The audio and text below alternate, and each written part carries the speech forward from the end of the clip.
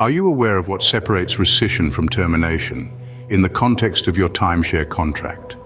While it might seem like a minor detail, comprehending the difference can be crucial, particularly when it comes to timeshare cancellation. In this video, we're diving deep into the realm of contract law to demystify the complex notions of rescission and termination. Let's dive into the concept of rescission as it applies to timeshare contracts. Imagine this scenario. You've just committed to a timeshare contract, but soon after you start having second thoughts. Perhaps you don't want the commitment, or you've just changed your mind.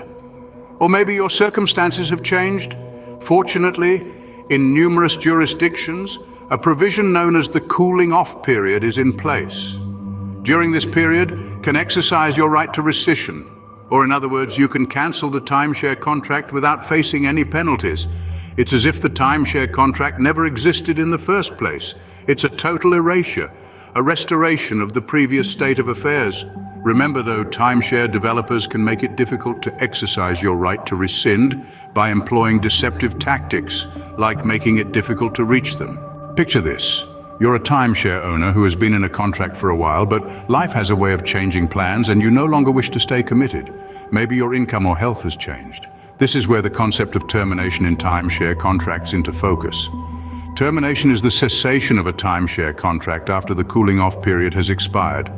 Unlike rescission, termination doesn't wipe out the existence of the contract, rather it puts a halt to any future obligations under the contract. However, obligations incurred prior to the termination must still be fulfilled. So in simpler terms, rescission in a timeshare contract is akin to a time machine, transporting you back to the time before the contract was signed, effectively cancelling it within the cooling off period and erasing its existence. Conversely, termination can be compared to pressing the stop button while watching a film. It brings the contract to a standstill but doesn't erase the obligations that have already unfolded. The crucial distinctions between rescission and termination become pivotal to timeshare owners when it comes to timing, repercussions, and responsibilities. Rescission applies during the cooling off period and effectively voids the timeshare agreement in its entirety. Termination, on the other hand, comes into play after the cooling off period, ending future obligations but keeping those of the past intact.